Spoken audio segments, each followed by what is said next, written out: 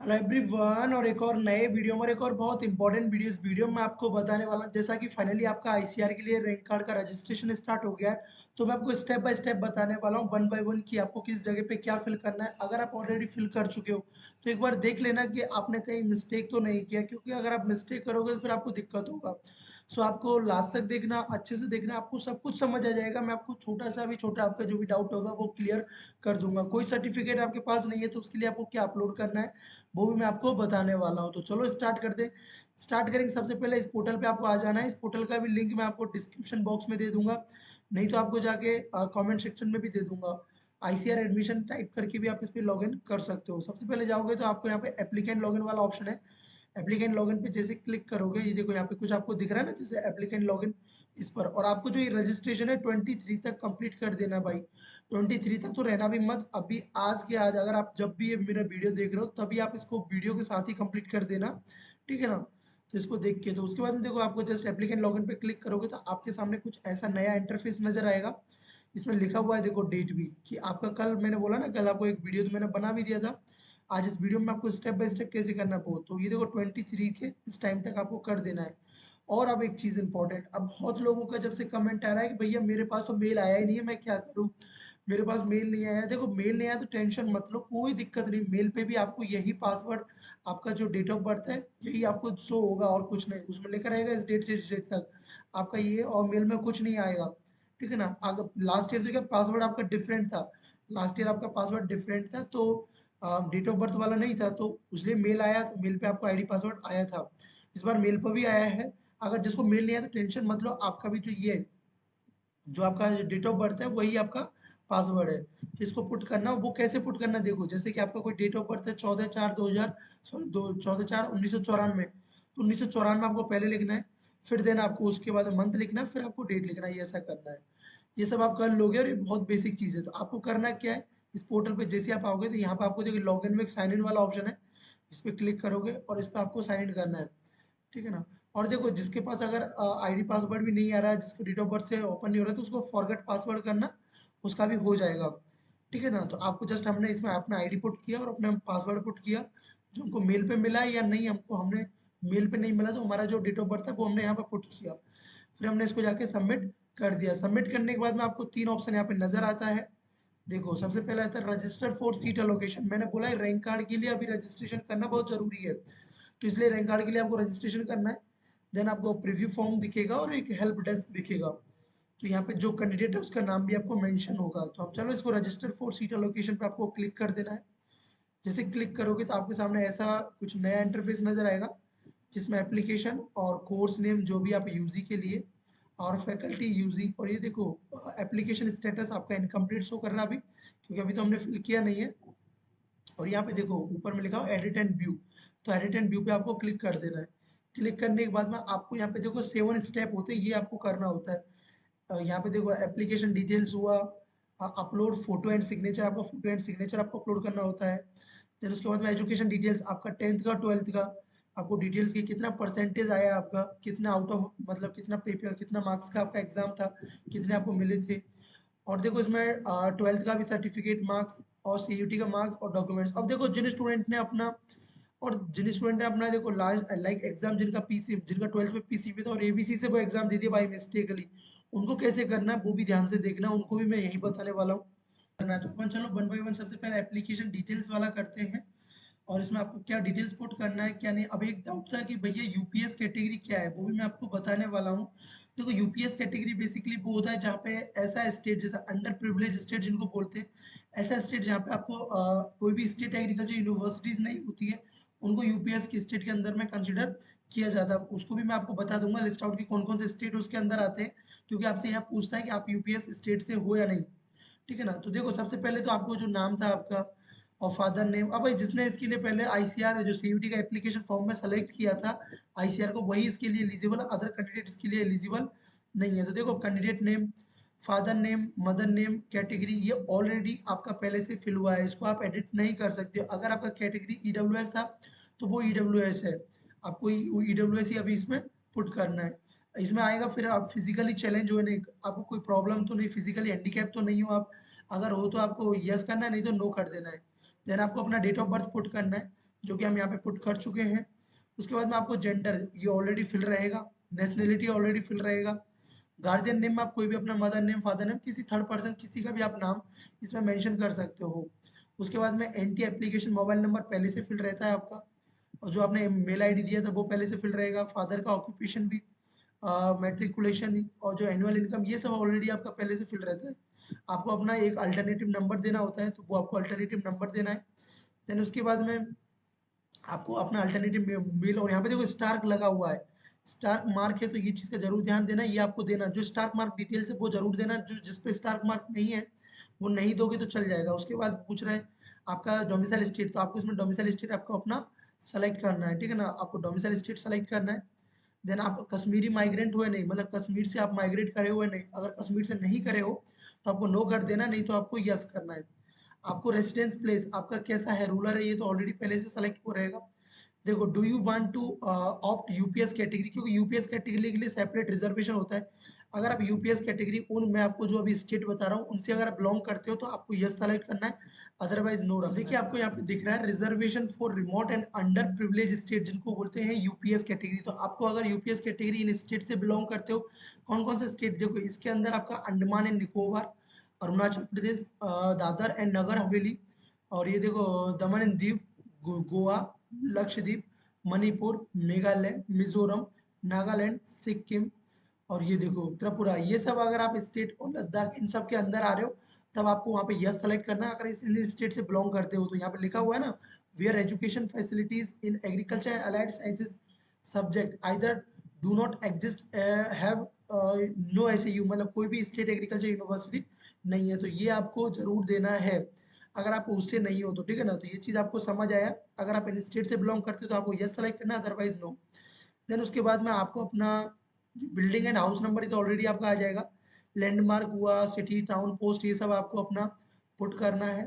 Then उसके बाद में गार्जियन का नंबर दो या नहीं तो कोई जरूरी नहीं है, क्योंकि इसमें स्टार मार्क नहीं है। आपका जो एड्रेस है उसको सेम एज परमानेंट एड्रेस कर दोगे, तो जो एड्रेस था वही आपका इसमें हो जाएगा। देन उसके बाद में आपको क्या करना है, सेव एंड प्रोसीड कर देना है। सेव एंड प्रोसीड करोगे तो यहाँ पे आपको जाके अपलोड करना पड़ेगा अपना फोटोज अपलोड करना है। देन आपको सिग्नेचर अपना एक फोटो तो पासपोर्ट साइज फोटो अपलोड करना है। उसका ध्यान रखना है कि वो 100 केबी के नीचे में होना चाहिए, और सेम एज आपको सिग्नेचर भी अपलोड करना है। तो आपका जो भी सिग्नेचर होगा उसका साइज को रिसाइज कर लेना आप। रिसाइज इसमें आप पेंट से भी कर सकते हो, इसके अंदर तो पेंट से भी रिसाइज हो जाता है, जैसे मैंने भी किया है, ठीक है ना। उसके बाद देखो आपको जो आपने सीयूटी के एप्लीकेशन फॉर्म में फोटो अपलोड किया था तो वही आपको अपलोड करना है। तो यहाँ पे आपको दोनों अपलोड कर देना है, और उनको अपलोड करने के बाद में सेव एंड प्रोसीड करना है। सेव, क्योंकि मैंने ये अभी देख रहे हो आप, मैंने ऑलरेडी इसको फिल किया हुआ है, तो मैं आपको बता रहा हूँ क्योंकि मैंने फिल किया तो मुझे पता है एक्चुअल में कि आपको कौन सा प्रॉब्लम फेस करना पड़ सकता है, कहाँ दिक्कत हो सकता है। देन उसके बाद में आपको देखो आपको डिटेल्स भरना है, इसमें लिखा है आपको देखो आपका जो भी डिटेल्स देखो 10th में आपने किस बोर्ड से किया वो आपको पुट करना है, पासिंग ईयर कौन सा था, कौन सा स्कूल था, मार्क्स टाइप में आपको परसेंटेज सेलेक्ट करना है, ऑप्टेन मार्क्स आपके टोटल मार्क्स कितने ऑप्टेन किए, टोटल मैक्सिमम मार्क्स कितने, तो जैसे क्लिक करो तो ऑटोमेटिक परसेंटेज आ जाएगा आपका, और आपको रोल नंबर अपना पुट करना है। सेम ऐसे 12th का भी आपको ऐसे करना है, 12th में भी जैसे ही करोगे करने के बाद में आपको जस्ट सेव एंड प्रोसीड इसको कर देना। बहुत आसान प्रोसेस है, इसमें कोई दिक्कत नहीं होगा। जैसे आप करोगे तो यहाँ पे लिख रहा है रिकन्फर्म करने के लिए, ठीक है, मैंने ओके इसको रिकन्फर्म कर दिया। अब यहाँ पे लोचा है, देखो क्या करना है आपको। अब दो टाइप के स्टूडेंट है, एक तो जिन्होंने कि जो 12th में था वही एग्जाम उसी से दिया, और एक स्टूडेंट ऐसे थे जिन्होंने कि उनका 12th में कुछ और था और एग्जाम किसी और से दिए, वो जैसे उनका एग्रीकल्चर नहीं था तो वो एग्रीकल्चर से एग्जाम दिए। तो देखो नॉर्मली आपको पहले तो आपका जो भी जैसे हिंदी में था आपका हिंदी का हुआ वो आपको पुट कर देना, लैंग्वेज का पुट कर दिया, और आपका जैसे पीसीबी था, पीसीबी था आपका, आप एग्जाम दियो ए बी सी सी थे, एग्रीकल्चर, बायोलॉजी और केमिस्ट्री से आप एग्जाम दिए, तो आपको उसमें से किसी एक को हटा के, जरूरी नहीं अभी, क्योंकि अभी आप जो अपलोड कर रहे हो आईसीआर इनको बिल्कुल भी चेक नहीं करेगा, कुछ भी नहीं, उनको बस मतलब है आपको यहाँ पे सीयूटी मार्क्स जो दिया गया है आपने क्या पुट किया, क्योंकि आपको पता है आपने अगर 12th में पीसीबी था और आपने एबीसी से एग्जाम दिया तो आपके पास कोई दूसरा ऑप्शन है नहीं, जैसे मैं बता रहा हूँ वैसे आप करोगे तो आपके पास एटलीस्ट चांस रहेगा कि आप आईसीआर काउंसलिंग में पार्टिसिपेट कर पाओ, क्योंकि जो आपका एडमिशन रिजेक्ट करता है वो यूनिवर्सिटी रिजेक्ट करता है, आईसीआर नहीं। तो यहाँ पे आपको कोई रिजेक्ट नहीं होगा। आपका रिजेक्ट होता है कहाँ पे, जब आप यूनिवर्सिटी में एडमिशन लेते हो तब आपने अगर जहाँ एबीसी आपका रिक्वायर नहीं है और आपको वहाँ कॉलेजेस आप पुट कर रहे हो जहाँ एबीसी का, क्योंकि बहुत लोगों को पता ही नहीं होता है ना, उनको चॉइस फिलिंग का आइडिया नहीं होता कैसे कॉलेज भरना है कैसे नहीं। जहाँ पे एबीसी चाहिए होता है, जहाँ पे एबीसी जरूरत नहीं है, मतलब जो कॉलेज एबीसी को मतलब बोल रहा है कि आप एबीसी वाले हो तो आपको हम सीट नहीं देंगे, अगर आप वो रखोगे तब आपका सीट रिजेक्ट होता है, वैसे आपका नहीं होता है। नहीं, यहाँ पे कोई डॉक्यूमेंट्स आपके पास अभी के टाइम में नहीं है तो कोई दिक्कत नहीं है। सो टेंशन मत लेना कि आपका रिजेक्ट हो जाएगा, ऐसा हो जाएगा वैसा हो जाएगा, कुछ नहीं होगा। ठीक है ना, जैसे बता रहा हूँ वैसे करो। लैंग्वेज डाल दिया, एग्रीकल्चर आपको डाल देना, बायोलॉजी डाल देना, कोई भी रेंडमली मार्क्स पुट करना है आपको एक सब्जेक्ट। जैसे आपका एग्रीकल्चर नहीं था 12th में और आपने एबीसी से एग्जाम दिया था, तो आप इसमें एग्रीकल्चर पुट करना है, एक सब्जेक्ट को मिसिंग करके और कुछ कुछ भी उसमें रैंडम मार्क्स पुट कर देना है, क्योंकि आपका इसको आपका जो इसमें रैंक कार्ड आ जाएगा। अगर आप ऐसे करोगे तो जैसे लास्ट ईयर भी जो मैंने जैसे बताया था स्टूडेंट ने किया और उनका आया भी था। तो जैसे ये सब डिटेल्स पुट कर दोगे तो आपको तो देखो यहाँ पे ऑप्शन भी आने लग जाता है। देखो ये आपका सब्जेक्ट कौन सा, जैसे एग्रीकल्चर था, एग्रीकल्चर पुट किया, इसमें आपको कंपलसरी रखना है कितना मार्क्स था वो आपका सीईटी, क्योंकि उनको बस मतलब है इस वाले सेक्शन से। ठीक है ना, इस वाले सेक्शन से, और इससे पहले जो 12th में क्या था वो उससे कोई आपका ओपन करके नहीं देखेगा पीडीएफ को क्या था क्या नहीं था।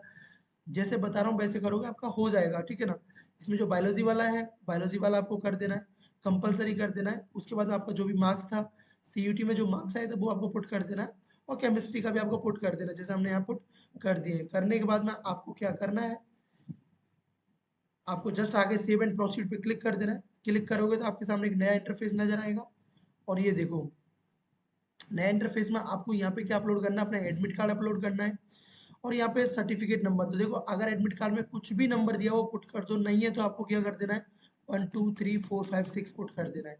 बिल्कुल भी कोई दिक्कत नहीं करना है, इससे कुछ भी नहीं होता है इन सबसे। ठीक है ना, उनको कोई मतलब नहीं है आपके सर्टिफिकेट नंबर से, बस ये फॉर्मेलिटीज है, तो आपको अपना ये पुट कर देना है। तो उसके बाद में आपको ये लगेगा एडमिट कार्ड, आपका 10th का मार्कशीट आपको चाहिएगा, और आपका कैटेगरी सर्टिफिकेट जो भी कैटेगरी आपने सेलेक्ट किया है, तो उस कैटेगरी को आपको सर्टिफिकेट अपलोड करना पड़ेगा। ठीक है ना, तो आपको कैटेगरी सर्टिफिकेट अपलोड करना है, और 10th 12th का मार्कशीट रिपोर्ट, जितने भी आप 10th 12th का मार्कशीट है रिपोर्ट्स है वो सबका एक कंबाइंड पीडीएफ बना के भी आपको यहाँ अपलोड करना है।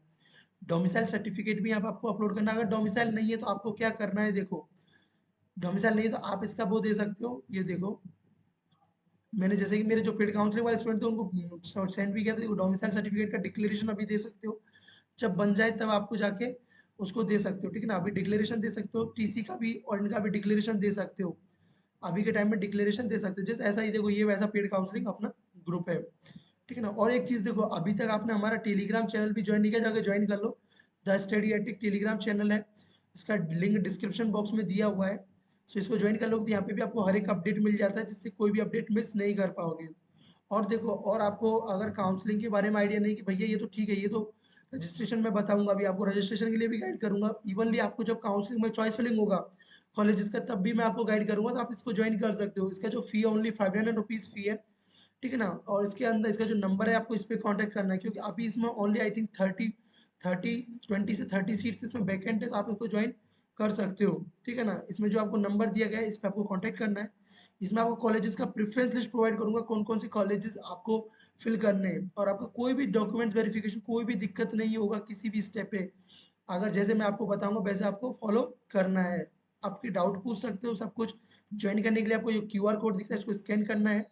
स्कैन करने के बाद में जो आपका पेमेंट का जो स्क्रीनशॉट है वो आपको मुझे इस व्हाट्सएप नंबर पे आपको सेंड करना है। देखो यहाँ पे आपको इसका स्क्रीनशॉट ले लेना इस वाले का। ठीक है ना, तो इसके अंदर देखो आपका ICR counselling, CUET counselling, direct admission सब कुछ इसमें आपका कंप्लीट हो जाएगा। देखो जैसे कि ये लास्ट ईयर स्टूडेंट थे तो इनको मिला था, ये उनके जो कुछ रिव्यूज हैं। देखो ये किसी का पेरेंट था, she got admission thanks to valuable support and guidance.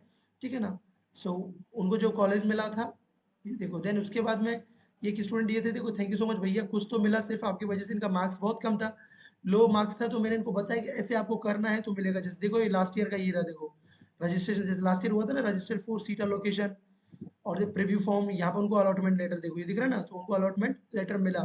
तो जैसे मैं बताता हूँ वैसे आप करते हो, तो अगर आपके कम मार्क्स भी हैं तो आपको चांसेस रहेगा। जैसे इनको देखो पंजाब एग्रीकल्चर यूनिवर्सिटी मिला, जिनको जो यूनिवर्सिटी चाहिए वो मिला। देखो finally I got thank you so much भैया फॉर योर वैल्यूएबल सपोर्ट।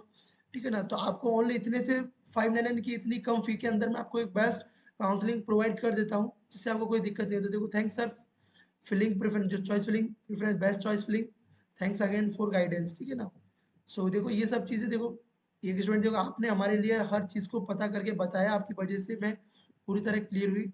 देखो इनको बहुत दिक्कत था कि इनको मतलब कि इनका कुछ डॉक्यूमेंट्स का इशू हुआ था, तो मैंने इनको बताया ऐसे आपको करना है, तो मैंने इसको करके दिया, तो इनको बहुत हेल्प मिला और इनको वो भी हो गया, मतलब इनको कोई दिक्कत भी नहीं हुआ।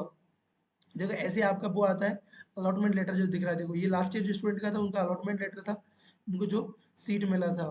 ठीक है ना?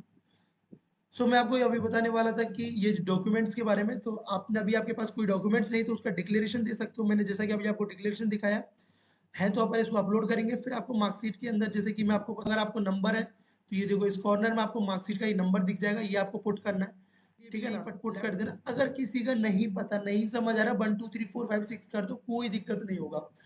आपको अगर अपना कैटेगरी सर्टिफिकेट में कोई भी नंबर दिख रहा है वो आपको पुट कर देना है भाई, बोल रहा हूँ जैसे फॉलो करना, कुछ भी दिक्कत नहीं होगा। कुछ भी दिक्कत हो तो मुझे आके बोल देना भैया ये दिक्कत हुआ। ठीक है ना? और यहाँ पे टाइप में आपको ओरिजिनल अपना कर देना है। ठीक है ना? कि हाँ ओरिजिनल है आपका ये। ठीक है ना? ये आपको ओरिजिनल करके इस पर अपलोड कर देना है। देन उसके बाद में आपका जो हुआ देखो ट्रांसफर सर्टिफिकेट, ट्रांसफर सर्टिफिकेट में आपको अपना ये हुआ ट्रांसफर सर्टिफिकेट अपलोड कर देना। कोई भी नंबर नहीं दिख रहा तो इसमें आपको सर्टिफिकेट नंबर 1 2 3 4 5 6 पुट कर देना है, कोई दिक्कत नहीं। डोमिसाइल है तो आपको चलेगा। और देखो अभी ध्यान रखो, ये जो डॉक्यूमेंट्स हैं आपको अभी तो आप डिक्लेरेशन अपलोड कर रहे हो, लेकिन जब आपको कॉलेज मिल जाएगा तब दोबारा से और ऑप्शन आएगा आपको अपलोड करने का। ये डॉक्यूमेंट्स ऑलरेडी वहाँ पे अपलोडेड रहेंगे, बट आप एडिट कर पाओगे, तो उस टाइम पे आपको एडिट करके आपको ओरिजिनल आपको पुट करना पड़ेगा। इस चीज़ को ध्यान रखना। अभी भी एक बार और बता देता हूँ आपको, दोबारा जब आपको कोई भी कॉलेज मिलेगा तब जाके आपको ये एडिट एडिट का ऑप्शन मिलेगा, तब आपको दोबारा अपने जो न्यू ओरिजिनल है वो आपको अपलोड करना पड़ेगा। तो अभी अगर आप डिक्लेरेशन दे रहे हो तो मेरे भाई अभी आप बनवाने के लिए या किसी कॉलेज से अपना ले लेना। ठीक है ना? उस टाइम के लिए, जिससे आपको उस टाइम पे कोई दिक्कत ना हो। फिर उसके बाद में आपको अपना आईडी प्रूफ इसमें आधार कार्ड अपना अपलोड करना है। तो फिर उसके बाद में आपको क्या कर देना है, इसको सेव एंड प्रोसीड करना है। तो चलो हम इसको सेव एंड प्रोसीड करते हैं, फिर देखते हैं। सो देखो इसमें ऐसे आपको अपलोड करना है। आपको देखो इसमें जो फॉर्मेट रखना है वो जेपीईजी, अगर पीडीएफ फॉर्मेट अगर इसमें अपलोड हो पा रहा है तो कोई दिक्कत नहीं है, क्योंकि अगर इसमें अपलोड नहीं होता तो वो खुद बोलेगा कि आपका फॉर्मेट सही नहीं है। तो आपको एडमिट कार्ड डालना है। देखो इसमें एडमिट कार्ड डाला, उसके बाद में इसको सेलेक्ट किया, इसको ओरिजिनली रखना आप। ठीक है ना? प्रोविजनल मत करना, ओरिजिनली रखना। जो भी है जैसे लिखा उसमें आता है ना प्रोविजनली, बट आपको ओरिजिनली यहाँ पर रखना है। देन उसके बाद में आपको इसमें अपना जो भी उसमें नंबर लिया वो लिखा हो मेंशन, जिसमें एडमिट कार्ड में आपका रोल नंबर हो वो आपको इसमें पुट कर देना, अपलोड कर देना है, कोई दिक्कत नहीं होगा। 10th का मार्कशीट में भी आपका जो लेफ्ट कॉर्नर के मैंने आपको बताया, तो वहाँ पे जो लिखा होता है वो आपको पुट करना और उसको अपलोड कर देना है। सेम ऐसे ही देखो आपका जो कास्ट सर्टिफिकेट के ऊपर भी अगर कोई नंबर मेंशन है रजिस्ट्रेशन नंबर करके, क्योंकि होता है, तो उसको आपको इसमें पुट कर देना है। अगर नहीं है तो 1 2 3 4 5 6 कर देना, बट अगर है तो उसी को लिखने का ट्राई करो। उसके बाद में ऑल सर्टिफिकेट एंड मार्कशीट, मतलब इसमें जो भी आपके 10th का मार्कशीट सर्टिफिकेट और आपका जो कैटेगरी नहीं, मार्कशीट और सर्टिफिकेट जो भी है उनका एक कंबाइंड पीडीएफ बना के, जैसे मैंने यहाँ पे पीडीएफ बनाया हुआ है, तो देखो इस वेबसाइट से आप बना सकते हो जाके भी। ये देखो जेपीजी से पीडीएफ कन्वर्ट करके, तो यहाँ पे आप सेलेक्ट करके एक पीडीएफ बना सकते हो जो भी आपके उसमें है। ठीक है ना? इनको बना के आपको इसमें पीडीएफ बना लेना और फिर इसको डाउनलोड करके अपलोड, और इसमें सर्टिफिकेट नंबर में 1 2 3 4 5 6 दे देना, अपलोड कर देना, हो जाएगा। सेम ऐसे डोमिसाइल में भी आपके पास, क्योंकि डोमिसाइल अगर डिक्लेरेशन दोगे तो आपको 1 2 3 4 5 6 देना है, तो अपलोड कर देना है। सेम ऐसे ट्रांसफर में इन सबको करके आपको फिर इसमें प्रोसीड कर देना है। प्रोसीड करोगे तो फिर आपके सामने देखो ये फाइनली एप्ली इसका जो रजिस्ट्रेशन फॉर्म है ये आ चुका है। यहाँ पे आपका जो भी डिटेल्स थी वो सब कुछ डिटेल्स आ गई हैं। देखो उसको मैं नीचे कर देता हूँ, ये सब कुछ डिटेल्स, और आपका क्या था सीयूईटी के अंदर वो सब कुछ आ गया। देन उसके बाद में आपको क्या करना है, यहाँ पे आपको करना आई कंफर्म टू अबव, आपको कंफर्म करने के बाद में इसको यहाँ पे सबमिट कर देना है। सबमिट जैसे ही करोगे तो देखो यहाँ पे आपको प्रिंट करने का ऑप्शन आ जाएगा, और आपका ये सबमिट हो चुका है, तो आपको इसको प्रिंट कर लेना है। ठीक है ना? इसको आपको प्रिंट कर लेना है। चलो अपन इसको प्रिंट कर लेते हैं, इसको प्रिंट करके सेव कर दे। फिर मैं आपको बताता हूँ कि कैसे आपके सामने आपको दिखने को मिलता है। बाद में दोबारा हम लॉगिन करते हैं। लॉगिन करोगे तो ये देखो लॉगिन किया, और ये देखो रजिस्टर फॉर सीट एलोकेशन में देखो कंफर्म एंड पेड, आपने पैसा पे नहीं किया है, बट अगर आपका ऐसा शो हो जाता है तो आपको सक्सेसफुली रजिस्टर हो चुके हो रैंक कार्ड के लिए। अब आपको कुछ करने का जरूरत नहीं है, आपको वेट करना 23 के बाद में, जब भी होगा तो मैं आपको इन्फॉर्म करूंगा। और ठीक है ना? तो आई होप आपको ये समझ आया होगा वीडियो में, और जिस स्टूडेंट ने अभी काउंसलिंग मेंटरशिप जॉइन नहीं किया वो जाके जॉइन कर सकते हो। ये बहुत सारा हेल्प करेगा। देखो true, very true, you are helpful sir. सबसे ज़्यादा आप नहीं होते, शायद इनका भी दिक्कत हुआ था। तो जहाँ भी दिक्कत होता है वो सब कुछ मैं बताता हूँ। ये तो कुछ भी नहीं, इससे बहुत सारे आपके रिव्यूज़ और लास्ट ईयर बहुत सारे स्टूडेंट को सिलेक्शन मिला था कॉलेजेस में, डिफरेंट डिफरेंट कॉलेजेस में। सो उसको आप जॉइन कर सकते हो। इसको जॉइन करने का इसका फ़ी आपको यूट्यूब में सबसे कम फ़ी है, ओनली 599 रुपीज़ फ़ी। तो इसको नंबर पे अभी भी आपका इसका थोड़ा-सा सीट वैकेंट है, तो आप इसको जॉइन कर सकते हो। ठीक है ना? तो ये नंबर पे आपको पे करके आपको स्क्रीनशॉट सेंड करना है। यहाँ पे आपको क्यूआर कोड भी दिख रहा है। सो चलो इस वीडियो में इतना ही, और जाने से पहले एक चीज़ और कि टेलीग्राम चैनल भी जॉइन कर लेना, द स्टडी एथिक। यहाँ पे भी आपको हर एक अपडेट दे दिया जाता है। सो चलो इस वीडियो में इतना ही। So thanks for watching, bye bye, take care and keep smiling and stay connected with the study ethic. कोई भी डाउट हो तो कमेंट सेक्शन में, नहीं तो व्हाट्सएप पे पूछ सकते हो, मैं पूरा कोशिश करूँगा रिप्लाई करने का। सो बाय बाय।